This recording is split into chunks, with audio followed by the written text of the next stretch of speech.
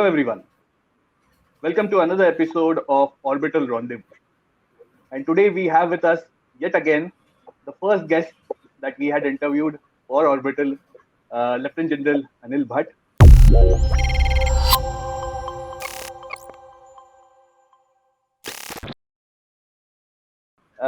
General Bhatt, as you all know, is the Director General of Indian Space Association, the premier space industry body in this country. And today he is with us on an exciting topic, a topic that many of us find very intricate. It is perplexing, yet at the same time, it is full of opportunities. To give you an example, in the recently concluded 2022 5G auction, 5G spectrum auction, the Indian government accrued value worth trillions of rupees when it auctioned out certain spectrum for utilization of 5G services.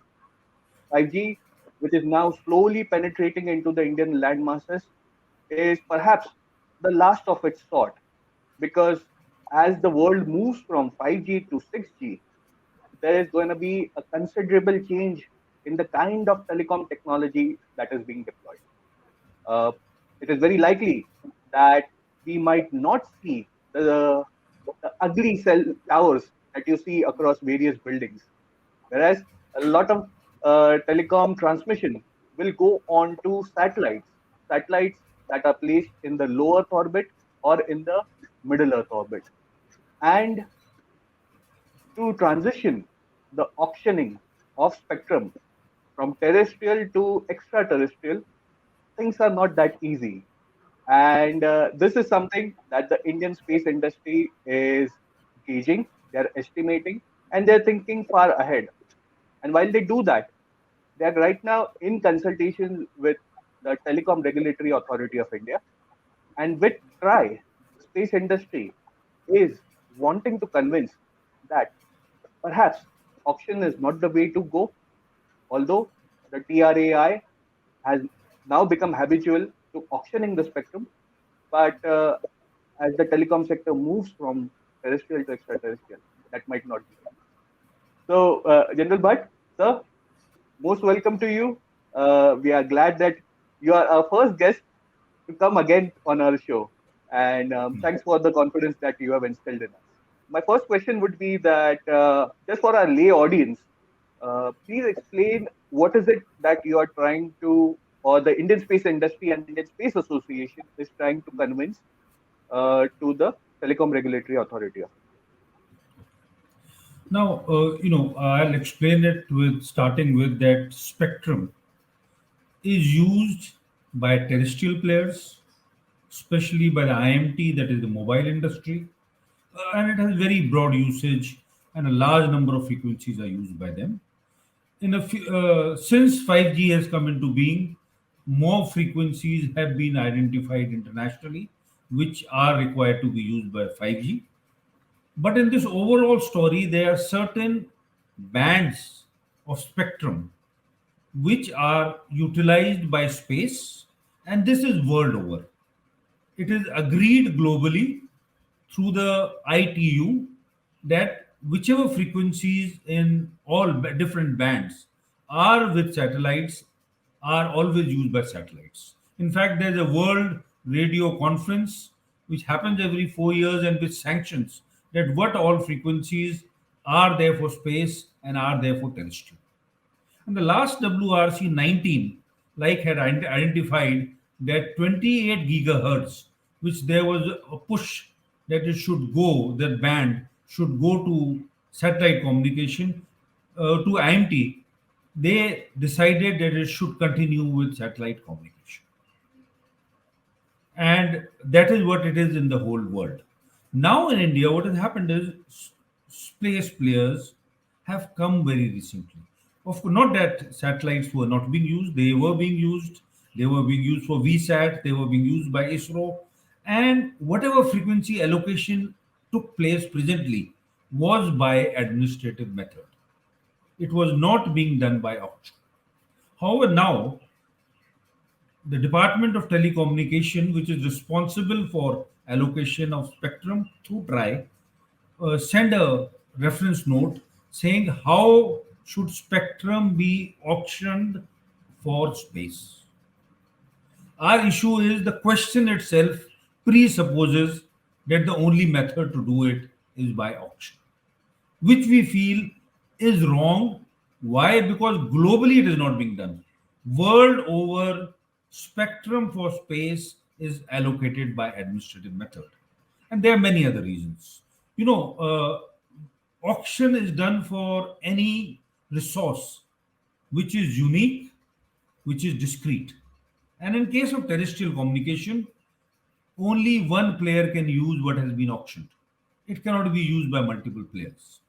But in space, the same spectrum band, the same frequencies can be used by multiple users. And therefore, if in case space is divided, that rare resource, that limited resource, you are fragmenting it, which is not the most efficient way of use of spectrum. Secondly, wherever, unlike in terrestrial where it is only the spectrum, in space there is orbital slots and the spectrum frequency. That is the position on the geo position which is there is identified by a nation and then ratified by ITU with other global players. Now, if they are separated, it will create a more complicated method which would not be most efficient. The other, in fact, in USA, they did try to allocate assigned spectrum by the method of auction, but they failed. And then there is the Orbit Act of 2000, which states that the president of America will will resist any competitive bidding of it internationally or nationally. Even countries like Brazil, Mexico, Thailand, Korea, whoever has tried spectrum allocation by auction have found that it has not worked and have come back to auction. So we have an opportunity to learn from experience of multiple countries and hence should go the way of administrative allocation. What it also gives an advantage is the even a player who has to enter later can be allocated frequencies because the spectrum is shared. What is most important here is to ensure that interference between different players does not take place, and for that, there's a well laid mechanism by the IIT. One very important thing you mentioned was the cost. Yes, purely in terms of cost, auction is the best method. But here I would want to point out firstly, space in India is a nascent industry. We want it to grow. Secondly, what is the aim of our government? I think it is to overcome the digital divide, ensure that by satellite communication, the last man in the underserved and served area is connected by broadband. If the bigger aim is socio-economic, costs cannot be compared in short term. And also, because space is growing, communication from LEO is growing, which will become backhaul, which will become the primary use world over. We will close our doors to an opportunity which has started and which is going to grow. So you mentioned two very interesting facts. One is the Orbit Act of 2000 of the United States, and you mentioned about orbital slots, which is a factor, which is entirely a new factor that is coming into the play. Wasn't there until 5G. We were only thinking of telecom circles until then, but this is an additional factor which complicates things even more. The question is, we are talking about a geospatial policy right now. There is a geospatial act. There is a space legislation in the work. There is a SATCOM bill that is in the works. But will it suffice? Do we need a legislation for the orbits as well? No, the thing is, it is a very well defined process, and that is the process which have been followed in India also. where the orbital slot combined with frequency is first approved internally within the country, and then it is sent to the ITU for coordinating interferences and that the slot is not being used by others. And of course, there is the issue of planned and unplanned. Planned ones are which are each country has orbital slots, while unplanned are which countries bid and within a time frame they have to do. They have to ensure that they utilize it. There is a laid out method within the country where WPC in DOT, Department of Telecommunication, along with the Department of uh, Space carries it out. This method, of course, now after the policy has come, has to be defined and clearly written for the users. But it does exist. Yes, what is most important is the guidelines will need to give it very clearly for new players who wish to put on any satellites in space or who want to put a LEO constellation or whatever. But yes, globally there is the method which is defined and which is accepted by all. So you mentioned about interferences, and these interferences need to be sorted out between the end users. So, for instance, a certain telecom spectrum might be interfering with certain kind of meteorological measurements. Let's say, for instance, a certain spectrum in the public sector or in the public domain might be interfering in certain spectral ranges that the military is using. So, for ironing out such issues internally within the country, uh, uh, wo- is the DOT the only mechanism right now? Because these interferences are going to grow with the number of end users. So, are we envisaging something on that front? That let's And say if whether InSpace would do that. Department of Telecommunication has an organization which ensures and that it is carried out within the terrestrial players. Now, that is why it is very important that separate slots or separate bands are given for space and for terrestrial communication. Like flexi use, which is one of the suggestion in the 28 gigahertz band, will be very difficult to do because of this only.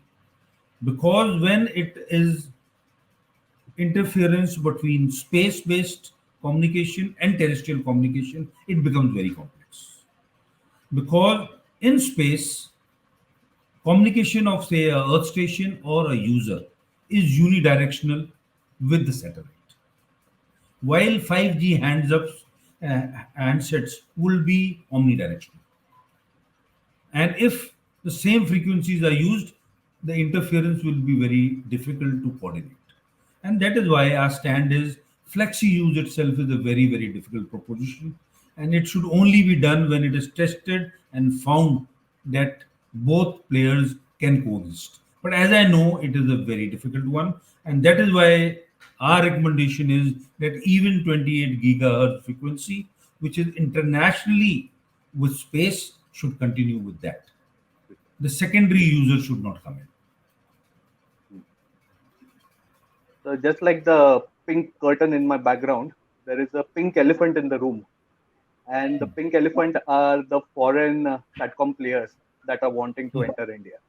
Yeah. Uh, the most prominent of that is Starlink, SpaceX's satcom company, and there have been talks about, or there have been rumors about they asking the Indian government to set up ground stations here. Now, since telecom also is a strategic industry, and something where India would like to exercise uh, some sort of autonomy, some sort of control. And we have a player in the form of Airtel, which is also an ISPA member, which is part of the SATCOM business, the global SATCOM business now, especially internet providing business. So, how do you see India positioning itself in this very globally competitive last mile connectivity industry? So, firstly, many of the players you're talking of are in the low Earth orbit constellations. And in low Earth orbit constellations, also, OneWeb definitely will enter into India through ground stations, two ground stations which will cover the entire country. And in those ground stations, there are means and measures where controls can be exercised by the Indian government. So it is not that uh, a global satellite constellation providing communication to India, that it will have the controls will be outside, because the controls will be through the earth stations, and that is not complicated. Similarly, with Starlink, I'm not sure how that is going to be done, because Starlink, as I know, presently does not work with any ground stations world over. They are satellite to satellite and satellite to user communication. User comment.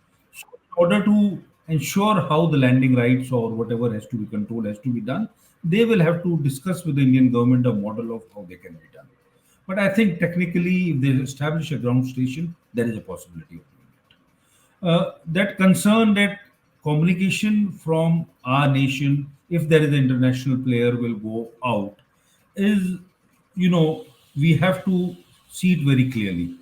Do we see Leo communication as an opportunity or as a security risk? And that is where we have to balance between that.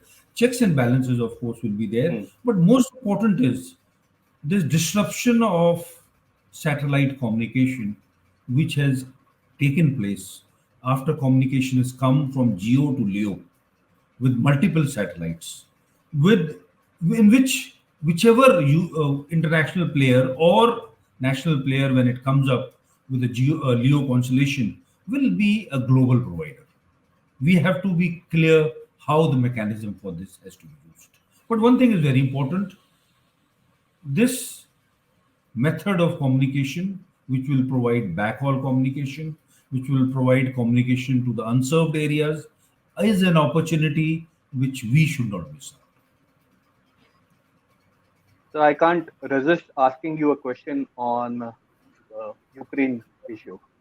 Yes. It's not a political question, but you mentioned about satellite to end user method that Starlink uses, and that created problem not only for Starlink, but it also sort of put the company SpaceX into the dock when it was said that some of the ground terminals which were resting not with a node, not with a larger terminal, but with uh, the ground terminals which are hardly a few With the user. centimeters wide with the user. They are portable. They can be taken around. They can be put on a vehicle. They can be put on Yeah. a battlefield. Now that created some sort of issues, and perhaps India and other countries are also concerned about that sort of a methodology being used, and that's why perhaps we would prefer a method where a node is slightly larger. It is a stationary ground terminal, ground station, and something that can be monitored by, let's say, your telecom regulators as well as telecom monitoring authorities. So that sort of tilts the sort bias towards a company like OneWeb. Is that true? You are right that OneWeb's communication is going to be through two Earth stations, where the satellites will beam it in through the station, and then it will be going. So there is a control there. While like Starlink is user to from satellite to user, directly to user. But yes, I definitely in the talk they will find some method of how those landing rights and that communication within the country has to be done. You are right. In Ukraine, it was being done directly to the user or directly to the SATCOM terminal, which was available at the user end. That will have to be looked into when they are allocated a license, and the method for. I'm not very sure what is the method they are going to apply for that. So my last question would be that 6G or the next generation satellite-based internet services. Now that is going to result into an enormous amount of hardware manufacturing, and it is one of the most lucrative opportunities for India, an Indian space ecosystem which is now wanting enormous contracts. for the ecosystem to sustain in the next 20-25 years. So let's take an example. And this is just an example. So OneWeb is right now manufacturing its satellite in the United States. And we've seen in the past 2 years or so, there were launches happening from the US, and then there were a few launches that have happened via India. What if we get into a mechanism where satellites that are launched from India get manufactured in India? Is that proposition viable, and can it be mooted to satellite-based companies? In the long term, yes, definitely, because when the second generation or replacement satellites have to be done, Yeah. a very important market is definitely in the satellite manufacturing and even manufacturing components of the earth stations and other things. And if that happens in India, that will definitely help the Indian industry to grow. And I think the government would do something on that. A supplementary question: will the government do it from the economic point of view, or there are jobs to be created? Oh, both are related. Both are related. Right. So it is incentive for the Indian industry to grow, opportunities for the Indian manufacturers, and definitely jobs in India. So at some point in time, creating space-related jobs will become a electoral manifesto. Are we looking at You that? know, definitely if space has to grow, and if we are looking at space industry as an opportunity of the future, it is one is to meet our strategic needs, and two, and very importantly, more importantly, is for the economic growth of the nation. And economic growth means that we become a larger part of the global space economy. We have more manufacturing of satellites, earth stations, other things, and we have even the applications are made in India, and of course that will bolster the Indian economy and provide jobs. With that, with that very important point, we come to the end of this highly exciting video that we've shot with Lieutenant General Anil Bhatt. Lieutenant General Bhatt brings great insights not only from his illustrious military career, but also in his current role as the Director General of ISPA. ISPA, as I said, is one of the or is the leading space industry body in the country, and the ideas that some of its members bring and the propositions that they bring are highly relevant. They are in the national interest, as well as they're in the larger economic interest that the space ecosystem in India is now seeking. We are moving from an era of space science and exploration to the era of space economy, where science and exploration is not secondary, but economy is also taking precedence, because eventually that is going to create jobs, that is going to sustain our national economy, and that will become the plinth on which India's future is laid. So, with that, we come to the end of this episode. Do like, share, and subscribe to our channel, and we'll get more to you from ISPA and from many of its members who will bring great insights to us. Thank you.